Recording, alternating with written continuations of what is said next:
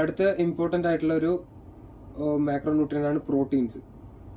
Proteins എന്ന് പറഞ്ഞു കഴിഞ്ഞാൽ കൺവേർട്ട് ചെയ്ത് ഡൈജസ്റ്റ് ആയി കഴിഞ്ഞ് കഴിഞ്ഞാൽ അമൈനോ ആസിഡ്സ് ആയിട്ടാണ് കൺവേർട്ട് ചെയ്യപ്പെടുന്നത്. ഈ അമിനോ ആസിഡ്സിനെ ബിൽഡിംഗ് ബ്ലോക്സ് എന്നും കൂടി അറിയപ്പെടും. നമുക്കൊരു സ്ട്രക്ചറും ഇതൊക്കെ നൽകുന്ന നമ്മുടെ ഒരു മൊത്തത്തിലൊരു ഫൗണ്ടേഷനാണ് ഈ പ്രോട്ടീൻസ്. അതായത് നമ്മുടെ ശരീരത്തിൽ മില്യൺസ് ഓഫ് സെൽസ് ഉണ്ട്, കോശങ്ങളുണ്ട്, കോശങ്ങൾക്ക് DNA കളുണ്ട്.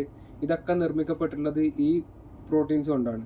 മാത്രമല്ല നമ്മുടെ സ്കിൻ, നെയില്, ഹെയർ, അങ്ങനെ നമ്മുടെ ശരീരത്തിലെ ഒട്ടുമിക്ക അവയവങ്ങൾ എല്ലാം നിർമ്മിക്കപ്പെട്ടുള്ളത് ഈ പ്രോട്ടീൻസ് കൊണ്ടാണ്.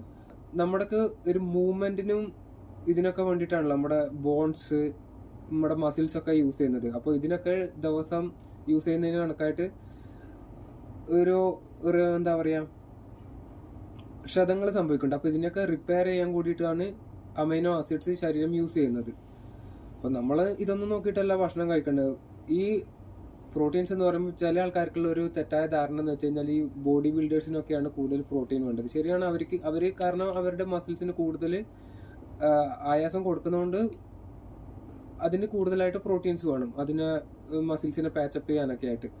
പക്ഷേ ഏതൊരു വ്യക്തിക്ക് ഒരു സെഡൻറ്ററി ആയിട്ട് ഉള്ള ആളായാലും, അതായത് ഒരു വേറെ കൂടുതലായിട്ട് ഫിസിക്കൽ ആക്ടിവിറ്റി ഒന്നും ഇല്ലാത്ത ഒരാളായാൽ പോലും ഡെയിലി അയാൾക്ക്